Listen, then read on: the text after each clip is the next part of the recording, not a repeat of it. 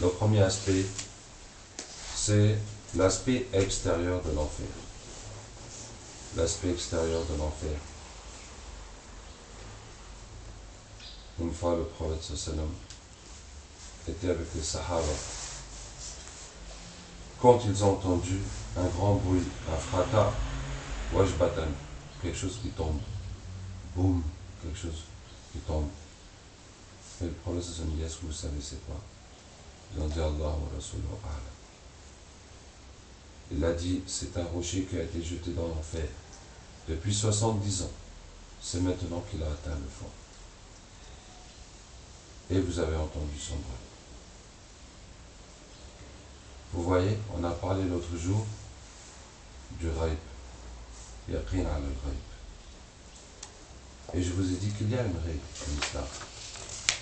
C'est à partir du moment où tu crois, tu as la certitude sur quelque chose, Allah va te le montrer. Est-ce qu'on se rend compte? On est là assis, on entend boum, quelque chose de, subhanallah, comme un immeuble qui est tombé, ou comme un bruit de dynamite, ou un bruit de tremblement de terre, quelque chose comme ça. Il dit c'est quoi? C'est un rocher qui est tombé dans l'enfer. Depuis 70 ans, il est arrivé au fond. Comment les Sahaba pouvaient être touchés par ça. Et ce bruit va continuer à résonner dans leur tête. Il y a un frère qui est mort dans la Dawa. Je ne sais pas si c'était au Koweït ou quelque chose comme ça. Il y a un autre qui est arrivé de lui. Et qui est arrivé de lui comment on l'a interrogé dans la tombe. Et il décrit les anges. Et il décrit notamment leur voix.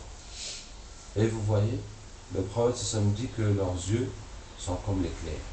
Leur regard est comme l'éclair. Et leur voix est comme le tonnerre. Tu vois? Et il dit quand il parle, Marabbuka, Marabbuka, comme un tonnerre. Tu vois? Quand tu marches dans la rue, tu entends le tonnerre. Hey, qui peut affronter le tonnerre? Ça te déstabilise. Ça te secoue. Tu entends un bruit de tonnerre comme ça juste au-dessus de ta tête. Imagine quelqu'un qui te parle avec une voix de tonnerre. Qui te parle avec une voix de tonnerre. Maraboka! Ah! Même si tu sais plus. Même si tu as confiance, tu as peur. Quel est ton Seigneur? Où est-ce que tu vas trouver la foi? Dire Rabbi Allah. Allahu Akbar. Vous voyez le test de déstabilisation. S'il y a quelque chose dans ton cœur qui ne va pas, de dunya, de peur de créatures, de l'argent, du pouvoir, de choses, tu vas lui dire, c'est toi mon Dieu. Si c'était comme ça que tu étais dans la vie, tu vois le riche, tu dis, s'il te plaît, aide-moi. Tu vois le policier, tu dis, etc. Tu te rabaisses devant n'importe quelle créature. Parce que tu vois qu'il a du pouvoir.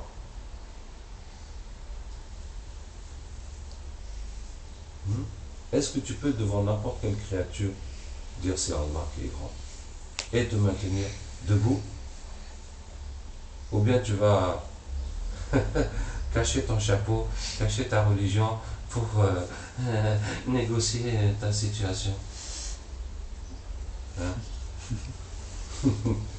Et devant les anges, tu vas cacher quoi? Tu vas négocier quoi? Bon, c'est pour vous dire que quand on entend un hadith comme ça, que le prophète se mettait avec les Sahaba et qu'ils entendent le bruit d'un choc, hein, il faut prendre le temps de méditer, de s'imaginer la situation. 70 ans de chute libre. Franchement, en tant que mathématicien, je ne peux pas m'empêcher d'avoir envie de calculer cette distance. Mais pour faire le calcul, on a besoin de la force d'attraction qui dépend du poids, etc. On a besoin aussi de la force de la résistance qui dépend de l'atmosphère dans laquelle la chose tombe. Donc on ne peut pas faire le calcul. En tout cas, 70 ans de chute libre, c'est, Allah Ta'ala nous aide, c'est énorme. Et le prophète sallallahu nous dit que l'enfer a 70 000 anneaux. À chaque anneau, il y a 70 000 anges qui l'attirent, Yawm al-Qiyam. Waji'a yawma idin bi jahannam. On amène ce jour-là l'enfer. On amène l'enfer. 70 000 anneaux. À chaque anneau, 70 000 anges. Là, par contre, on peut compter. Qui peut me dire ça fait combien? Excusez-moi, c'est des formations professionnelles. Allez-y, 70 000 fois 70 000, ça fait combien? 1700. Combien? Hein? 140 millions. Combien? 1 milliard 400 millions.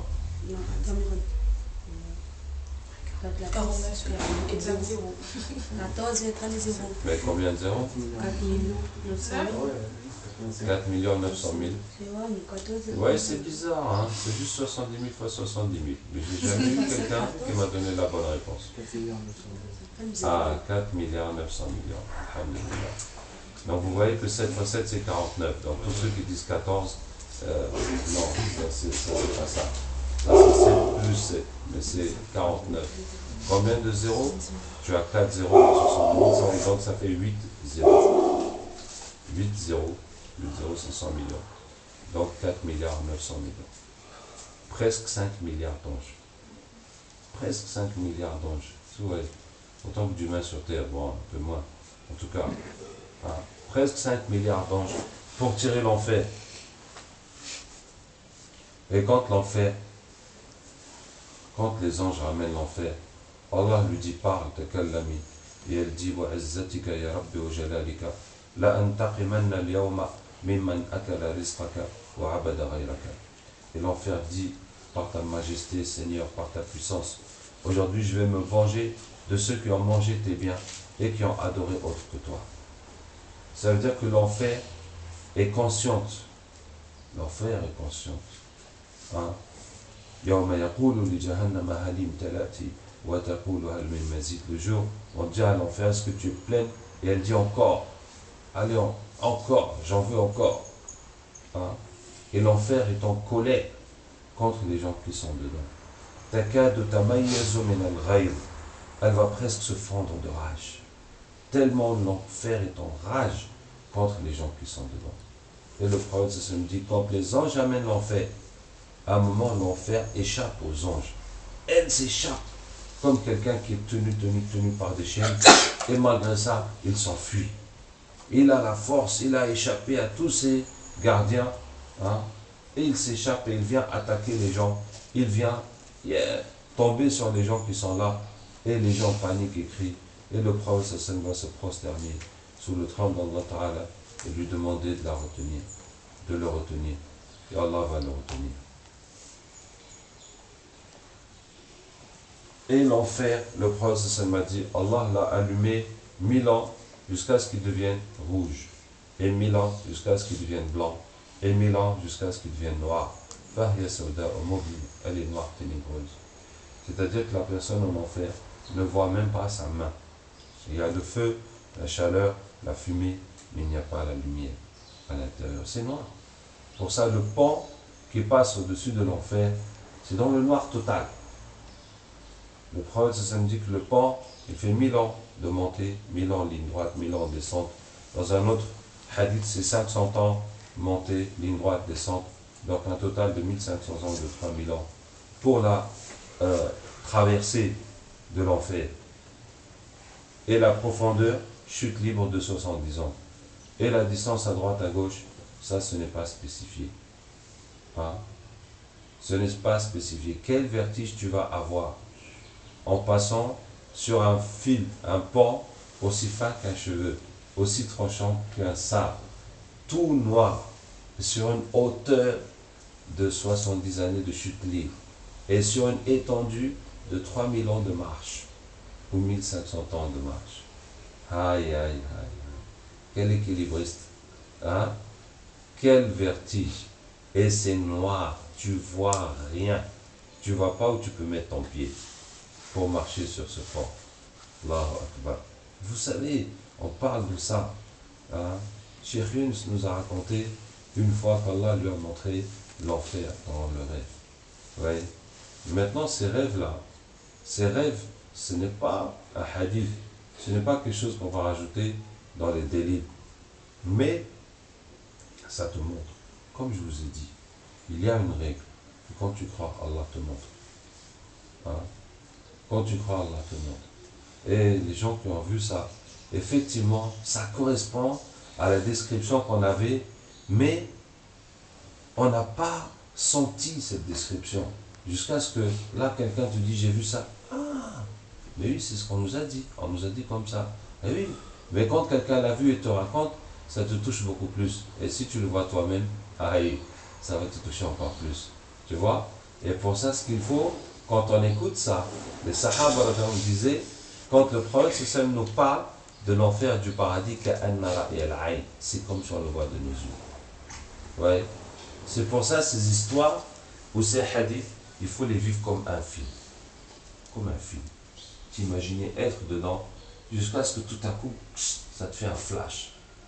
Comme si tu as basculé dans ce monde. Allahu Akbar. Comme si tu as basculé dedans. Hein, comme si tu as vécu dedans. Allah Ta'ala nous aide, Inch'Allah. Allah nous illumine. Masha'Allah. Anta imru'un nawwara Allahu qalbak. Tu es un homme dont Allah a illuminé le cœur. Le prophète m'a dit à qui? Haritha. Haritha. Hein? Haritha dormait dans la mosquée. Le prophète l'a réveillé en l'appuyant de son pied. Il dit, comment ça va ce matin, Haritha? Il a dit à Rasulallah, je suis un vrai croyant aujourd'hui. Il dit, toute parole a une vérité. Quelle est la vérité de ta foi? Il dit à Rasulallah, je me suis détourné de ce bas monde. J'ai assoiffé ma journée. J'ai veillé la nuit. Et c'est comme si je vois le trône de mon Seigneur apparent devant moi.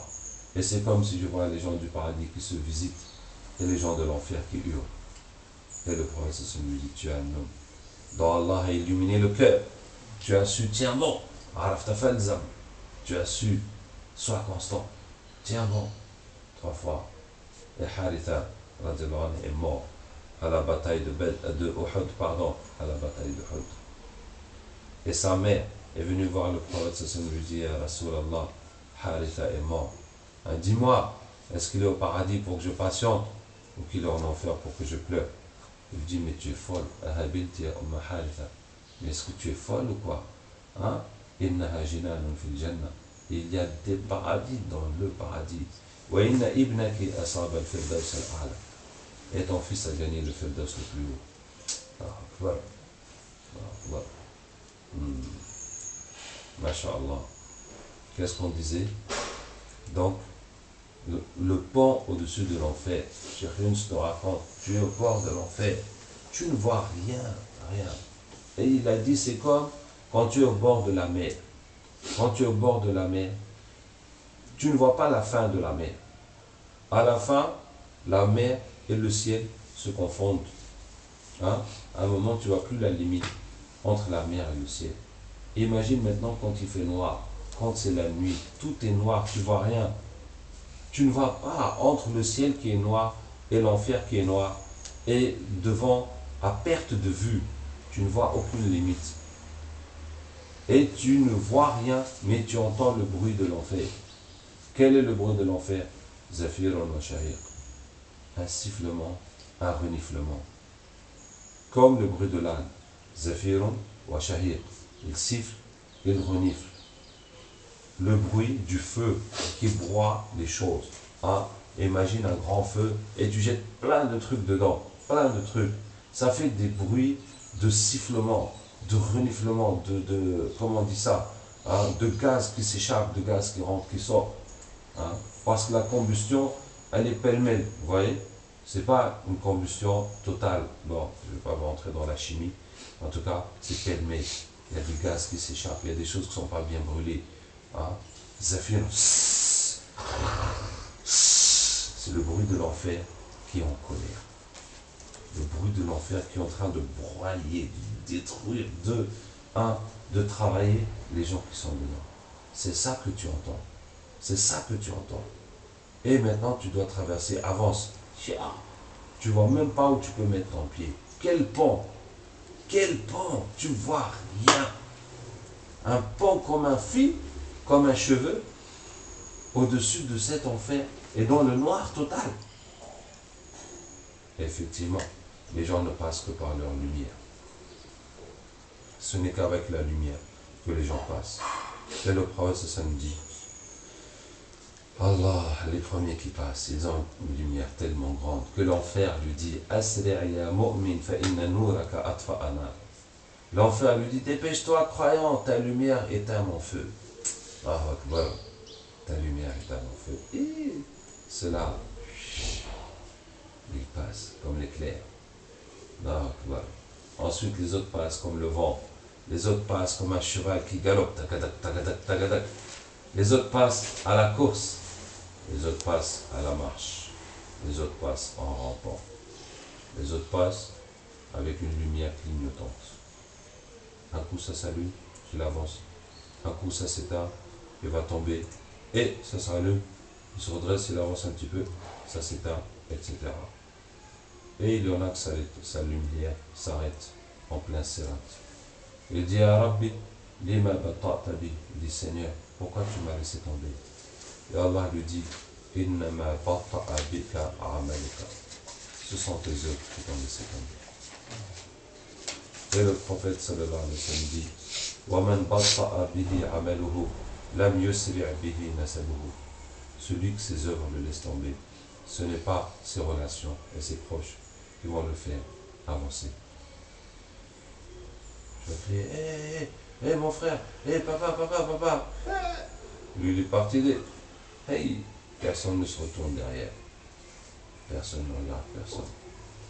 Et le prophète samedi, l'enfer a décroché pour attraper les gens. Il y en a qui est griffé et qui est sauvé. Et il s'est accroché malgré les griffures. Il est arrivé à terminer le pont. Et il y en a que attrapé, tombé dans l'enfer. Qu'Allah nous en préserve. Quand les gens tombent dans l'enfer, ils font une chute de 70 ans jusqu'à atteindre le fond. Et après, ils remontent, ils flottent.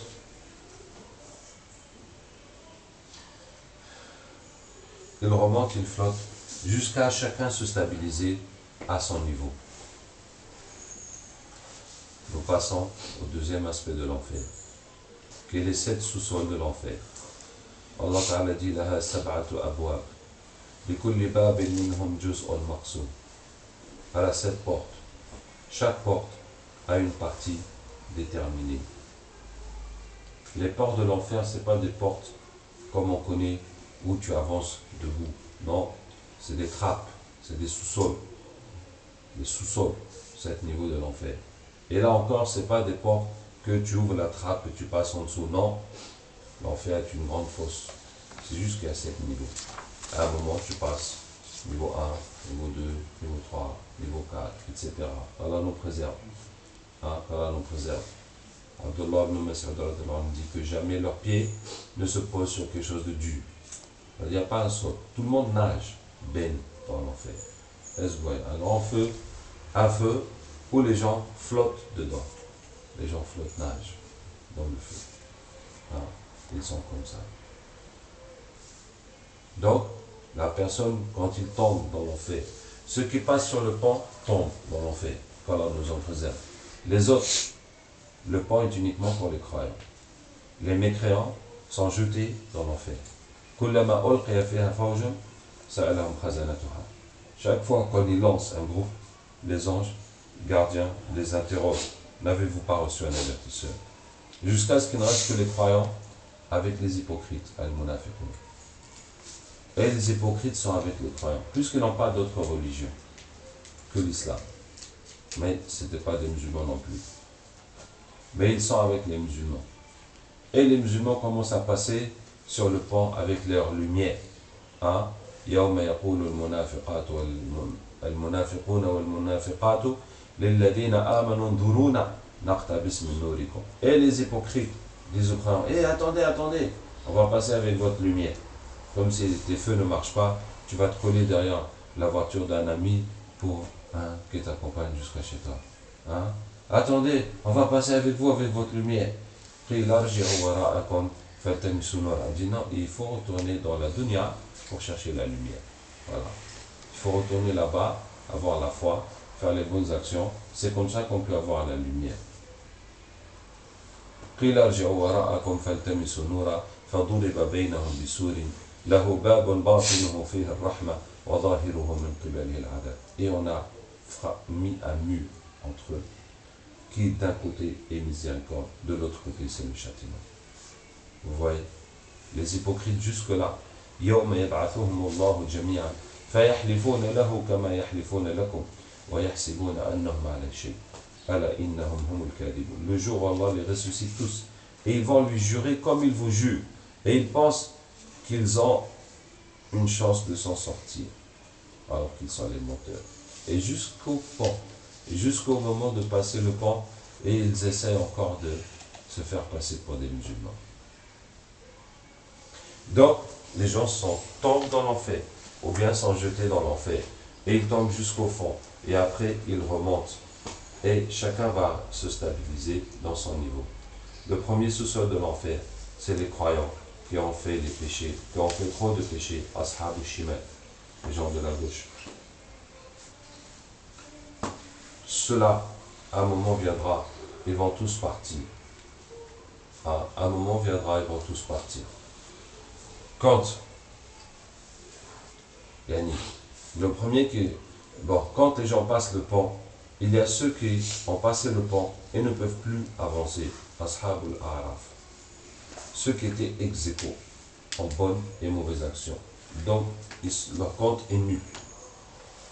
Ils n'ont pas de déficit, ils n'ont aucune hasana qui reste non plus. Ils passent le pont, et arrivés là-bas, ils ne peuvent plus avancer. Et ils sont là, ils regardent les gens de l'enfer, ils regardent les gens du paradis, et ils sont bloqués entre les deux. Après un temps, Allah leur donne sa miséricorde, ils vont aller au paradis. Une fois que ceux-là vont au paradis, après, Allah va commencer à sortir les gens de l'enfer. Donc, le dernier à tomber dans l'enfer, celui, il ne reste plus qu'un pas pour aller au paradis, mais il est tombé en enfer. C'est le premier qui va sortir. Et ensuite les autres et les autres. Et Allah Ta'ala fait l'intercession. Ça veut dire que le prophète va intercéder, tous les gens vont intercéder. Tout le monde. Parce que si tu es au paradis, et puis tu es dans ton paradis, et à un moment tu dis, mais mon père il est où? J'ai pas vu mon père. Et Allah, mon père il est où? Et Allah te dit, mais ton père il est en enfer. Et tu dis, mais non, moi je suis pas d'accord. Je veux que mon père soit ici. Mais ton père il va venir tout de suite. Est-ce que vous voyez? Dans le paradis, on a tout ce qu'on désire. Donc, s'il y a quelqu'un qui est croyant et qui est en enfer, eh bien, tu n'as qu'à demander à Allah. Allah va le sortir, tout simplement. Donc, la shafa'a, l'intercession, ça va être pour tout le monde. Mais bien entendu, ce n'est pas de la même proportion. Mais à la fin, Allah Ta'ala dit aux croyants du paradis, allez chercher n'importe qui que vous connaissez qui a la foi en enfer. Et après que les croyants tirent les autres croyants de l'enfer, Allah Ta'ala va encore sauver des gens de l'enfer que personne ne savait qu'ils avaient la foi. Mais Allah Ta'ala sait qu'ils avaient la foi. Donc, Allah Ta'ala fait aussi qu'à un moment, les gens de l'enfer vont se moquer des musulmans. Et vont leur dire, vous disiez la ilaha illallah, à quoi cela vous a-t-il servi? Voilà que vous êtes avec nous en enfer. Alors que ce n'est pas du tout la même chose, parce que le châtiment en haut et plus bas de l'enfer, ben c'est très très très différent. C'est très différent, mais les gens ne voient pas ça. Puisque le prophète ça me dit, la personne qui souffre le moins a 2 braises sous les pieds, s'en sert au bout, et il pense que c'est lui qui souffre le plus. Il pense que c'est lui qui souffre le plus, alors que c'est lui qui souffre le moins. Donc les gens ne savent pas qu'ils ont un châtiment plus ou moins que les autres, etc. Et donc ils se moquent des croyants. Et à ce moment-là, Allah va se fâcher pour les croyants et dire sortez de l'enfer tous ceux qui ont dit la ilaha illallah. Et ils les sortent. Et là, les mécréants regrettent. C'est ce qu'Allah Ta'ala dit, Rubama yawaddu alladhina kafaru law kanu muslimin. Il se peut que les mécréants souhaiteront avoir été musulmans. Quand dans l'enfer, ils verront que tous ceux qui ont dit la ilaha illallah sortiront de l'enfer pour aller au paradis. Et c'est là qu'ils regardent, disent, tiens, si on avait dit la ilaha illallah ne serait-ce qu'une seule fois, là on serait sorti de l'enfer. On ne va pas rester ici. Donc le premier sous-sol de l'enfer, c'est les musulmans. Le deuxième, c'est les chrétiens. Le troisième, c'est les juifs. Et le septième sous-sol de l'enfer, il y a 3 catégories dans le septième sous-sol. La première catégorie, c'est les munafiqin. Inna al-munafiqina fi ad-daraki al-asfali min an-nar. Allah dit les hypocrites sont dans le degré le plus bas de l'enfer. La deuxième catégorie, c'est les pharaons. Wa yawma taqumu as-sa'atu adkhilu ala fir'auna ashad al-'adab. Le jour où l'heure se lève, faites entrer les gens de Pharaon dans le châtiment le plus dur. Donc les leaders de la mécréance qui ont égaré les populations et qui ont fait trop de mal au fin fond de l'enfer. La troisième catégorie, c'est ce que l'imam nous a récité ce matin. Masha'Allah. Ceux qui ont renié après avoir mangé la table du cerf. Quand ils ont demandé, Allah dit Inni munazziluha alaykum. Faman yakfur ba'du minkum. Je vais vous la descendre. Celui après cela qui renie, je vais le châtier d'un châtiment que je n'infligerai à aucune de mes créatures. Et après avoir mangé, et bien certains ont dit, ben ça c'est la sorcellerie. Hein, ce repas qu'on vient de manger, quand Allah leur a descendu du ciel, ils ont mangé bien rempli le ventre, après ils ont dit, c'est la sorcellerie ça. Qu'Allah ait pitié de nous. Voici les 3 catégories qui sont dans le 7e sous-sol de l'enfer. Et ensuite, il reste le 4e, 5e, 6e. En cela, il y a ikhtilaf chez les savants. Mais je vais vous donner l'avis que j'ai trouvé le plus convaincant. C'est l'avis de l'imam al-Qurtubi, rahimahullah, qui est basé sur le Coran et sur la logique aussi. Sur le Coran, il a pris ce verset où Allah Ta'ala dit « Inna alladhina amanu wa alladhina hadu wa sabina والنصارى والمجوس والذين أشركوا إن الله يفصل بينهم يوم القيامة. Les croyants, les juifs, les sabiens, les chrétiens, les païens et les associateurs, Allah va séparer, trancher entre eux le jour de la résurrection. Pour dire que voici les catégories des 6 premiers sous-sols. Le premier les croyants, le deuxième les chrétiens, le troisième les juifs, le quatrième les sabiens. Pourquoi les sabiens? C'est quoi les sabiens déjà? C'est des religions qui sont à la base monothéistes, mais qui ont été déformées comme le christianisme et le judaïsme, mais plus déformées encore. Et au temps du prophète, les sabiens, avec l'adoration d'Allah, adoraient les étoiles. Et dans le 5e, les associateurs, qui adorent Allah, qui adorent autre chose, comme les Arabes, au temps du prophète, qui adorent Allah, qui adorent aussi les statues. Et le 6e, Al-Majous, les païens, ça veut dire les religions où on ne connaît pas Allah, on ne connaît pas le Créateur, comme ceux qui adorent le feu, ou les vaches, ou les esprits, ou qui adorent le diable, ou les athées, ceux qui n'adorent pas Allah du tout. C'est le 6e sous-sol. Est-ce que vous voyez? Et donc ça c'est le Coran, ça c'est le Coran, et la logique c'est que c'est des niveaux de mécréance. C'est des niveaux de mécréance. Ça veut dire qu'il y a les croyants, puis les chrétiens, dont la foi est plus proche, les juifs, la foi est plus éloignée, parce que les chrétiens n'ont pas cru en Mohammed, mais les juifs n'ont cru ni en Mohammed, ni en Jésus.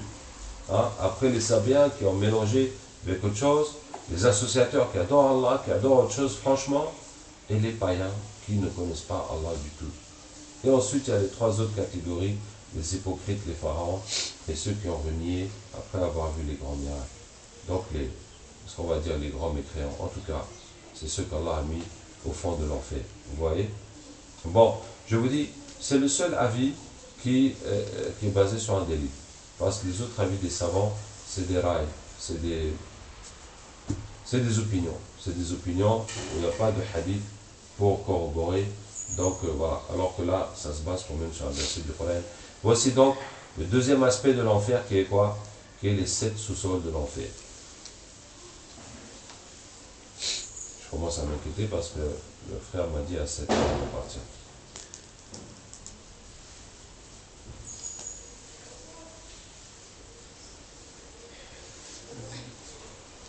Bon, on va s'arrêter là, Inch'Allah. qu'Allah nous aide et nous accepte. Subhanak Allahumma wa bihamdika nashhadu an la ilaha illa anta nastaghfiruka wa natubu ilayk. Subhana rabbika rabbil izzati amma yasifun wa salamun ala al mursalin walhamdulillahi rabbil alamin.